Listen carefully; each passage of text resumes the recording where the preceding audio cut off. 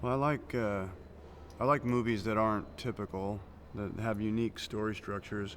I certainly haven't ever read a screenplay like Lord of War before. A lot of times you see pictures that deal with the sort of the drug business, but very rarely do you get to have a what appears to be an inside look at the gun business. It's really a snapshot of a character who walks his own moral line in a way, who sticks to his own code that he's defined for himself in a world very much grounded in reality, and also a snapshot of how our world works today, and what happens behind the scenes, what a lot of people suspect, as opposed to kind of what we see on the news every evening. It's an in-depth character analysis told from the perspective of an unlikely protagonist in Yuri Orlov. You wouldn't normally see a movie told from the actual gun runner's eyes. You'd probably see it more expressed from Ethan Hawke's character's eyes, the Interpol agent who's tracking him. There's this cat and mouse game going on throughout the movie between Ethan and myself. Obviously, Yuri Orlov is a composite of a number of real life characters, and he didn't leave much research left undone at the end of the day, and then it just became Nick's job to interpret that character. This project, more so than maybe some of his other films, he always obviously has a larger point he's trying to make with his movies, whether he's writing and directing. But this one, more so than Gattaca or The Truman Show, his point is very much grounded in today's world and exactly how the world operates. That's Currently, what I like about it too, is that it's not like a typical Andrew Niccol script that ventures or borders on science fiction. This is, as Norm is saying, it's more grounded, more linear story structure with Andrew's unique lens on it, if you will. I think it should be a good counterpoint. Well, there was it's a South African capon vulture, I think it was called, on the set that day. And I had no doubt that this thing was a very ferocious Velociraptor from like Jurassic Park. I mean, the thing was a dinosaur. And it was yelling, it was like squawking and jump hopping, and it had these talons that if it landed on any part of you, you'd be in pieces. So I was sort of taken by that. And they were feeding it baby vultures, which made the whole scene more horrifying.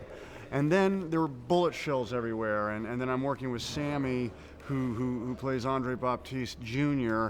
He's firing his gold-plated Uzi, or Kalashnikov, gold-plated Kalashnikov out of the car, going, yeah!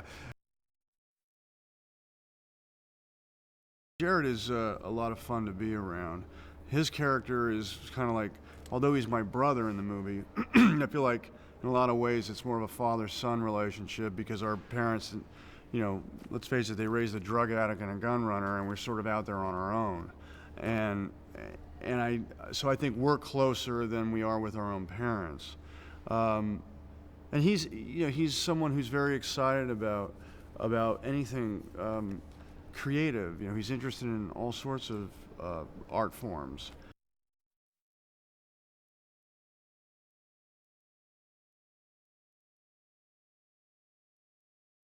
Andrew is an artist. He's a really unique person. He has a really distinct voice in his writing, I think. And he's created a really interesting world that I'd never read too much about. Lord of War is distinct. It's all its own. There's never been a film, I think, that's touched on the territory this film has. And I like movies like that. I like films that take me to another place, that teach me things, that show me a different side of the world. He really loves his brother. His brother has been kind of the guiding force for him his whole life. And they have a really special relationship. They lean on each other a lot. Nick and I, from the first rehearsal, had a very natural connection.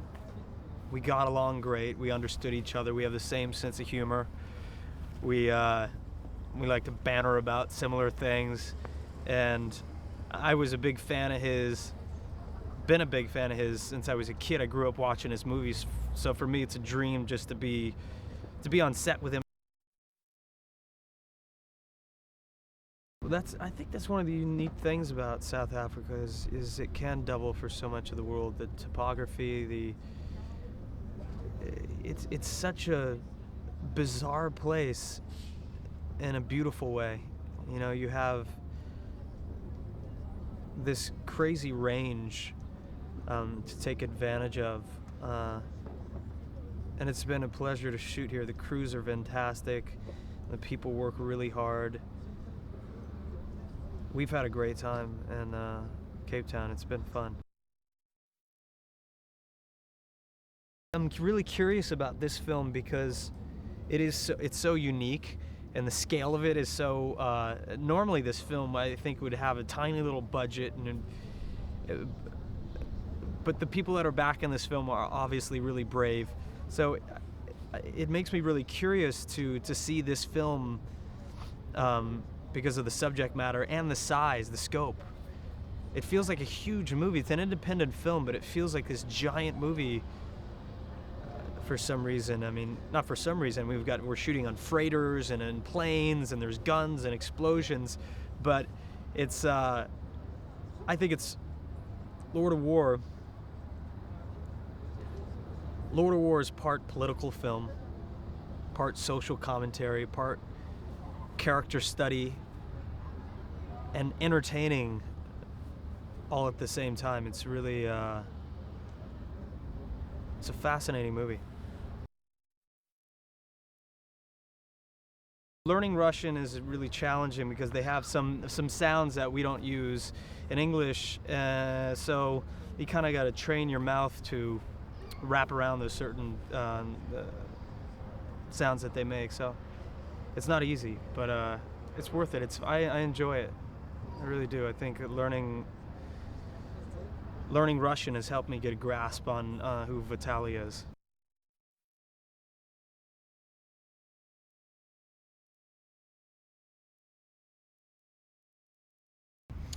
I am playing Agent Valentine, so I'm working for the Interpol, which is an agency that, international police agency, trying to track down this international arms dealer.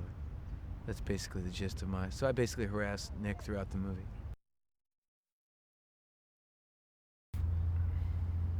I worked with Andrew Niccol a few years ago on a film called Gattaca, and so I first heard of this film when he sent me the script, and I'm a real kind of diehard fan of Andrew's. I really believe in him, and it just was really wanted to be a part of it. His movies have a real opinion and a real approach that's unique to him. I think that's one of the reasons why I really like working with him. It's very rare that you find somebody that really has their own voice, and Andrew really has that. One of the things I felt when I first read the script was how perfect a part it was for Nicolas Cage. You know, he's a great actor, and this is the kind of role that I don't think anybody in the world could do better than he could. So the project's really fortunate to have him involved. There's one that we did out in the middle of the desert there when, you know, Nick's character has to get rid of all his guns before I show up there. And I'll be most curious to see that one, I think. It's always hard when you're shooting out in the middle of nowhere and, you know, you've got X amount of time before the sun goes down and 200 extras in a giant 1960s Russian plane supposed to land in the middle of a shot, and, you know, a 4-page dialogue scene while that's going on. For some reason that can rattle the nervous system.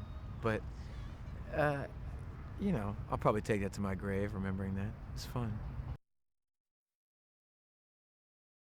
I know that I was shocked by the script and that I was really interested in it.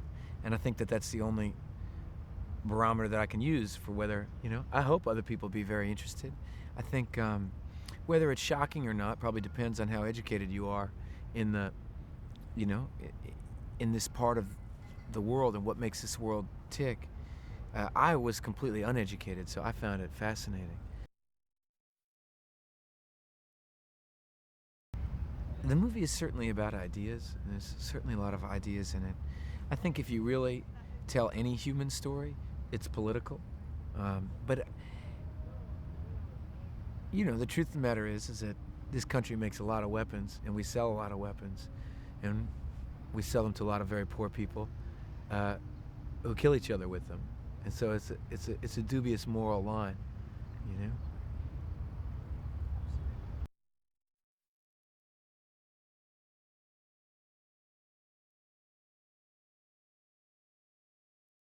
It's so intelligent.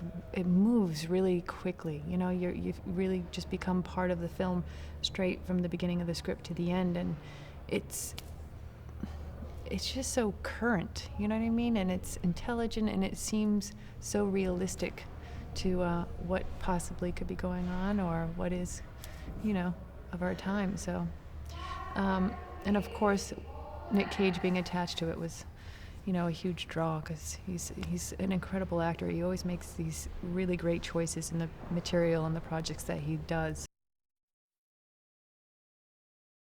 He's funny. He's the writer as well. So it's kind of great to have that situation. It's the first time I've had that, where the director and writer are the same, so you can always, he's so clear and precise in the script already, but as a director, he knows exactly what he wants. But at the same time, he just sort of lets things happen. He's not sort of overbearing or anything, and we haven't done a lot of rehearsals, so he's been, he likes it to all sort of happen in the room.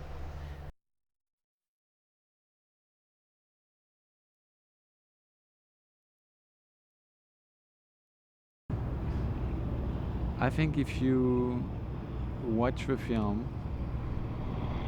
carefully, and it's a very much anti-war film. It really portrays an arms dealer over the last 20 years, and it really shows the kind of world this is. And when you try to sell a movie that tells the story of an arms dealer in the world of gun running, a week before the war in Iraq starts,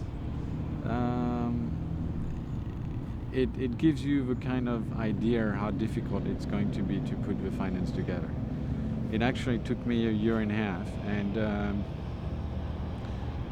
I probably have had 3 financing structures. So I could have made 3 movies with all the deals that I had closed on the film that ultimately went away. When you listen to the voiceover Nick, you say, well, this is Nick Cage. And it's really bringing something unique to the film.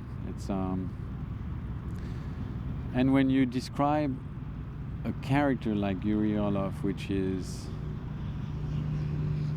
very cynical, very likable, funny, but really a bad character. It's Andrew is so precise and so perfectionist. He likes things to be perfect, that he doesn't leave anything to luck or coincidence or anything like this. Any question you have without the answer, ask Andrew. The movie takes place, I would say, in about 12 to 13 different locations in Africa, with African-looking people and African-looking countries.